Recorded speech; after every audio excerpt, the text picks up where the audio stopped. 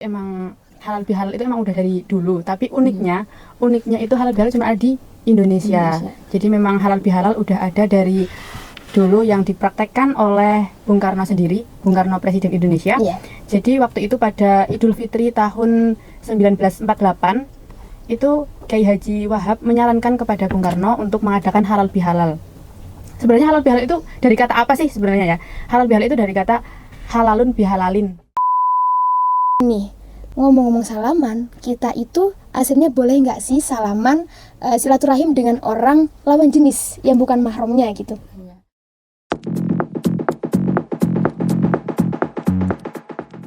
Assalamualaikum warahmatullahi wabarakatuh. Waalaikumsalam warahmatullahi wabarakatuh.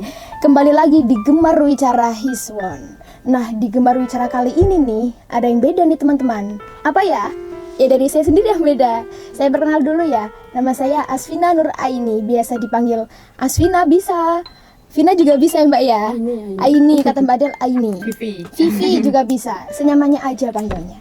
Nah, di Gemar Wicara kali ini Vina ditemenin sama bintang tamu yang spektakuler. Siapa sih? Kita sambut dulu Mbak Adel. Apa kabar Mbak Adel? Baik, alhamdulillah. Oke. Selain Mbak Adel, Vina juga ditemenin sama Mbak yang gak kalah cantiknya nih, solehah banget ini. Ada Mbak, Amin, ya ada Allah, Mbak Izatul Hasanah. Say hello Mbak Iza. Hai. Oke. Nah, ngomong-ngomong nih, di Gemar Wicara yang berbeda, ditemenin orang baru nih. Kita mau ngobrol tentang apa ya Mbak ya? Ya mungkin kita mendekati satu perayaan. Kita kan sedang dalam bulan puasa Ramadan. Bulan Ramadan ya maksudnya. Nah, jadi kita sebentar lagi akan ada yang namanya momentum yang di situ itu biasa disebut di Indonesia dengan halal bihalal. Ya. Lebaran ya teman-teman ya. Jadi karena kita sekarang lagi di bulan Ramadan, selamat menunaikan ibadah puasa. Kita semangat puasanya. harus semangat, gak boleh lemes, gak boleh ngelokro gitu ya Mbak ya. Jadi kita itu mau membahas tentang seputar momen yang sebentar lagi kita akan temui, akan kita jumpai. Apa sih? Momen Lebaran tentunya. Nah, jadi di momen Lebaran ini itu, maaf grogi ya teman-teman ya. Di momen Lebaran ini itu kadang tuh banyak problematika yang muncul di benak-benak kita, di kalangan masyarakat gitu. Kayak contohnya kalau Lebaran di Indonesia itu identik dengan halal bihalal ya Mbak ya. Nah, jadi kalau boleh tahu nih Mbak, halal bihalal itu emang ada di semua negara Islam atau cuma di Indonesia aja sih gitu? Jadi emang halal bihalal itu emang udah dari dulu, tapi uniknya itu halal bihalal cuma ada di Indonesia. Jadi memang halal bihalal udah ada dari dulu yang dipraktekkan oleh Bung Karno sendiri, Bung Karno Presiden Indonesia. Jadi waktu itu pada Idul Fitri tahun 1948 itu Kiai Haji Wahab menyarankan kepada Bung Karno untuk mengadakan halal bihalal. Sebenarnya halal bihalal itu dari kata apa sih sebenarnya ya? Halal bihalal itu dari kata halalun bihalalin, yang di situ halal bihalal ya. Jadi di situ kebaikan ditukar dengan kebaikan juga bisa bermakna bahwa halal bihalal itu untuk memaafkan. Nah, kosong bahasanya dia Mbak ya. Kosong begitu. Biar gampang ngomongnya halal bihalal. Halal bihalal ya. Halal ya. Kosong. Jadi udah halal kita nggak ada dosa, semuanya halal gitu ya Mbak ya.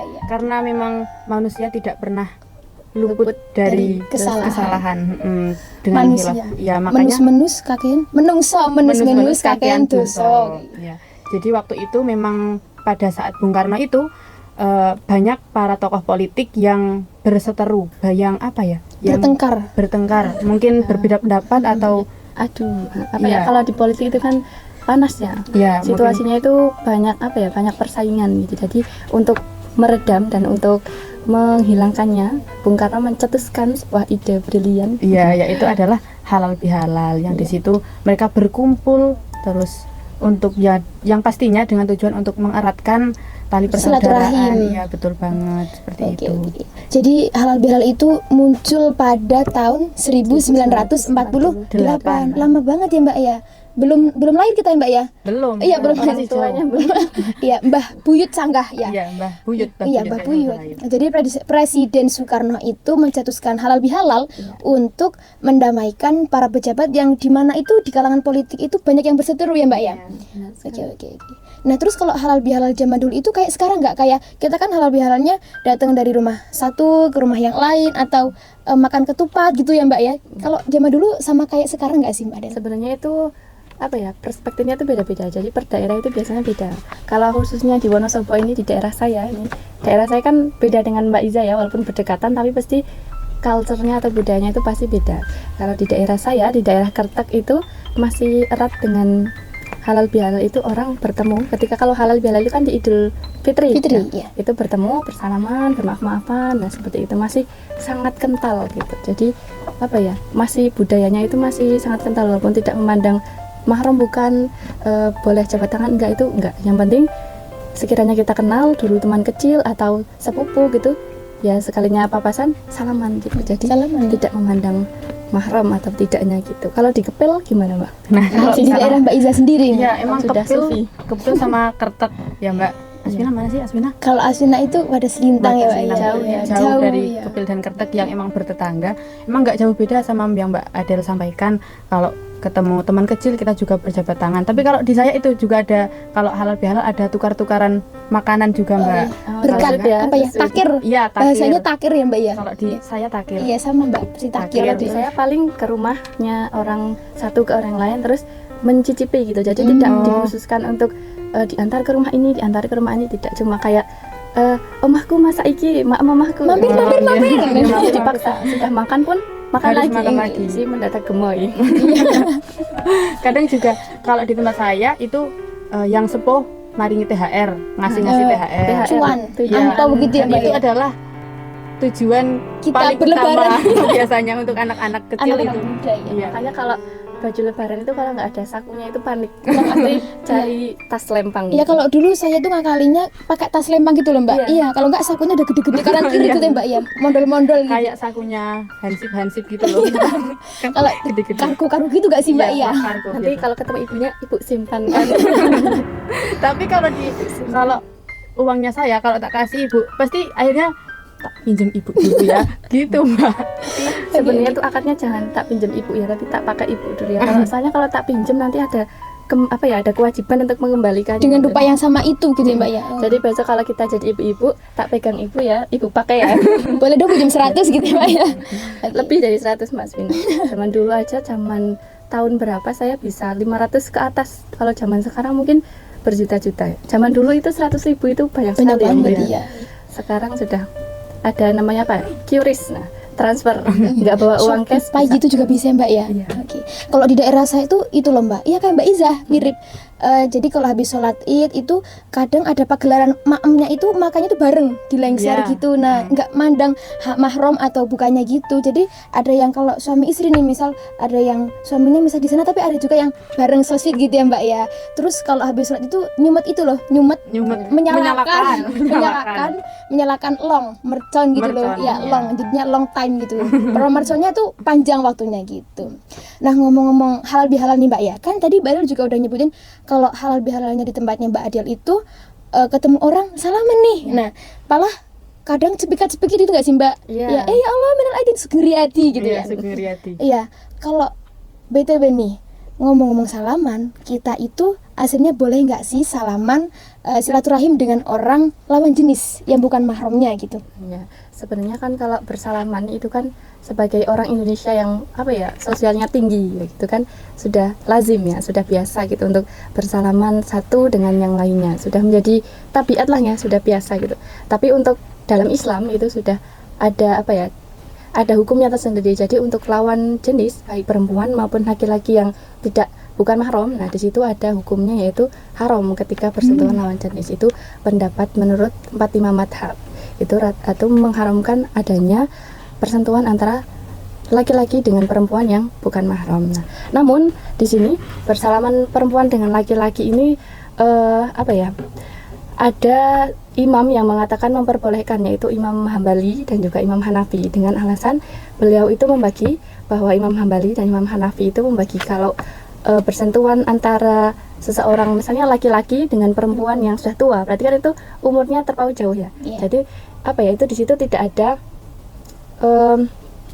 kesempatan atau apa ya, tidak Ketertarikan. memungkinkan tidak memungkinkan adanya syahwat itu diperbolehkan. Tapi kalau semisal jabat tangan, bersentuhan dengan lawan jenis yang seumuran yang memungkinkan masih adanya syahwat di dalamnya, itu diharamkan.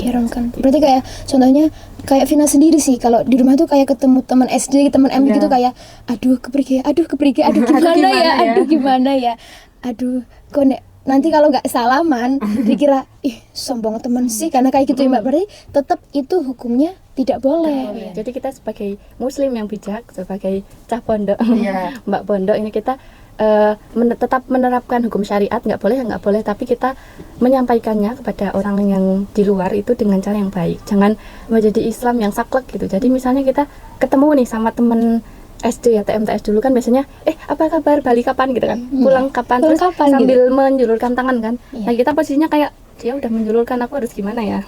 Biasanya kita harus kita harus bisa menciptakan cara yang elegan untuk menapisnya, untuk tidak menolak dengan halus, tidak menyinggung perasaan. Misalnya kita tersenyum dari jauh gitu ya Mbak ya. Misal ini bukan mahram, terus saya kayak gitu. Jadi saya kayak tiba-tiba langsung gitu.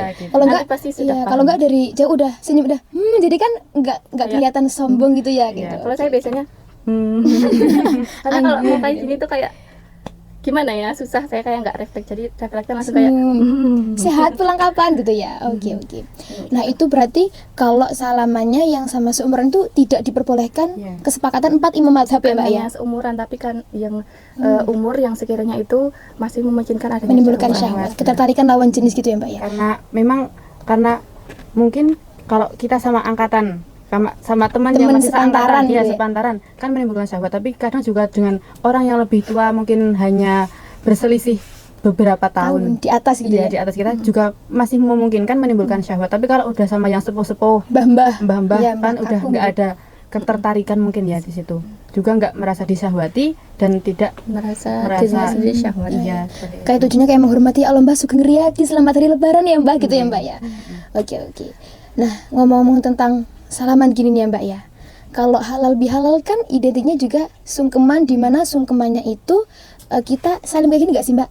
Saling mencium tangan orang yang lebih tua dan meminta maaf dan bla bla bla gitu ya Mbak ya. Nah, Vina tuh pernah dengar kayak gini. Kalau sungkeman itu dilarang karena katanya tidak sesuai dengan syariat Islam, tidak sesuai dengan ajaran Nabi Muhammad gitu ya. Itu gimana sih Mbak? Yang benar itu diluruskannya tuh gimana? Benar atau tidak pendapat seperti itu kayak gitu? Jadi memang sungkeman itu sudah menjadi tradisi di Indonesia. Iya, khususnya di Indonesia. Dan konon katanya si sungkeman ini udah dipraktekkan dari zaman era Mangkunegara I pada masanya Pangeran Sambernyawa. Pangeran Sambernyawa.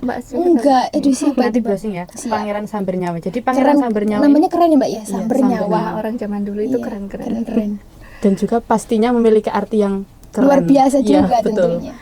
Itu Pangeran Sambernyawa ini beliau mempraktekkan sungkeman kepada dengan para prajuritnya, para abdi dalamnya, para abdi kerajaan, para ajudan-ajudannya. Dikumpulkan.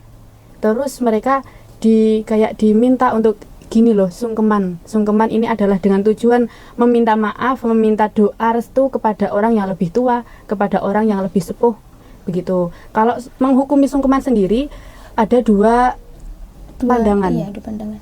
Pertama dari hukum asal dan dari tradisi. Jadi kalau dari hukum asal sendiri, sungkeman itu diperbolehkan menurut syariat karena memang di situ adalah dengan tujuan untuk memuliakan yang lebih tua, menghormati yang lebih tua, dan tidak dengan tujuan untuk menyembah gitu ya.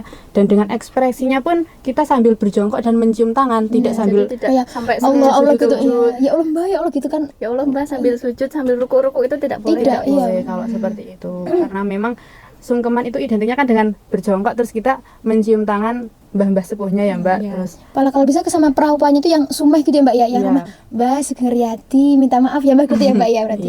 Biasanya itu walaupun mbah-mbahnya nggak dengar, biasanya ya kayak gitu nggak sih? Kita bilangnya apa, sambil salim, mbah-mbahnya jawabnya apa gitu. Jadi kadang saya tuh sungkeman sambil menahan tawa. Saya misalnya sungkeman mohon maaf, minta doa restu, tapi mbah-mbahnya jawabnya apa gitu. Jadi kadang nggak nyambung gitu. Kepengen ketawa tapi ini posisinya lagi sakral gitu. Oke. Kalau di tempat saya sungkemannya bilangnya gini kalau nggak salah.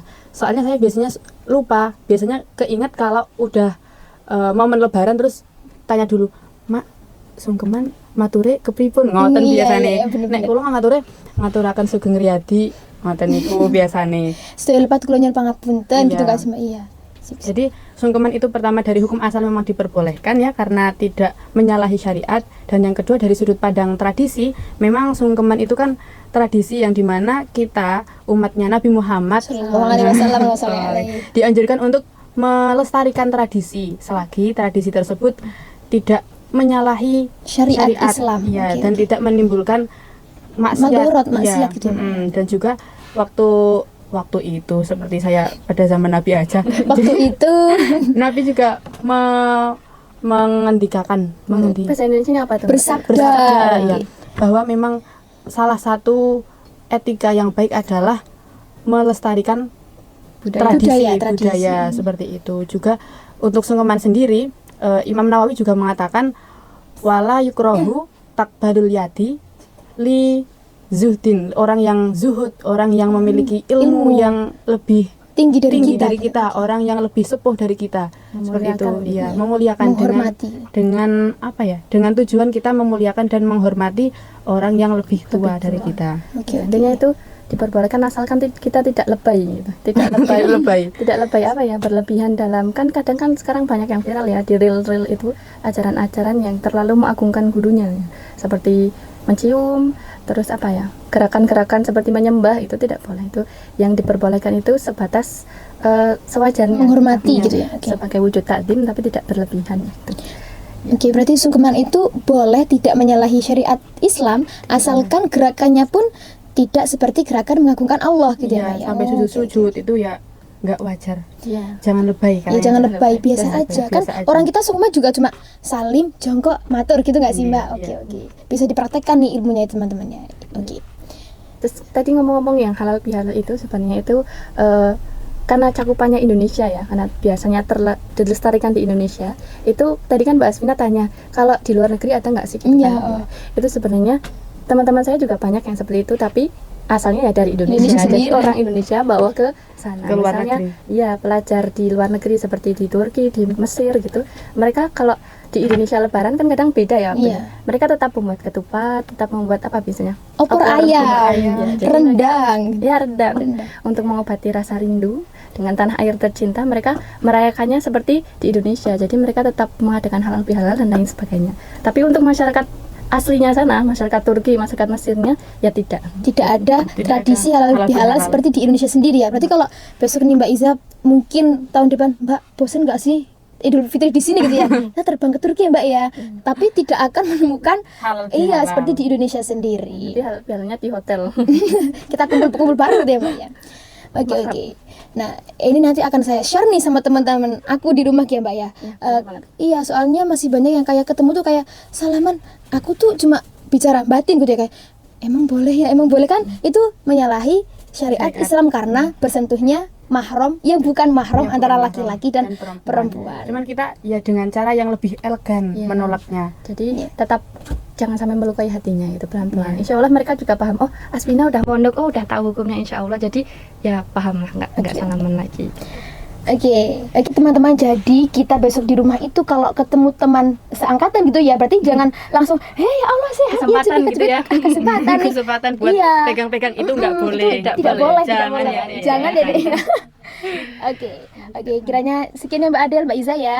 Oke, kita tunggu lagi podcast Gemar Bicara Hiswan kedepannya mau bahas apa ya. Jadi tetap ikuti Gemar Bicara Hiswan di Santri Hiswan, ngaji dulu, ngaji lagi, ngaji terus. Mungkin dari Mbak Adel ada kata-kata sedikit. What Ya, is jadi the day? pada intinya kita itu senantiasa melanggengkan ngaji ya, karena kita dari tadi itu pembahasannya tentang Ngaji. ilmu. Nah, karena dimanapun, kapanpun yang kita temui itu adalah ilmu. Ilmu. Saya ketemu Mbak Asmina lebih muda dari saya, ketemu ilmu. Mbak Asmina ketemu Mbak Iza, ketemu Ilmu. ilmu. Dimanapun yang kita ketemu itu ilmu. Nah, makanya kita harus bijak dan senantiasa terus belajar. Karena ta'alam falaisal mar'u yuladu aliman. Kita harus senantiasa terus belajar karena nggak ada orang yang dilahirkan di dunia ini dalam keadaan sudah alim atau berilmu. Jadi apa tadi slogannya? Ngaji dulu, ngaji lagi, ngaji terus. Oke sobat, jangan lupa like, komen, dan subscribe. Sampai jumpa dan wassalamualaikum warahmatullahi wabarakatuh. Waalaikumsalam warahmatullahi wabarakatuh.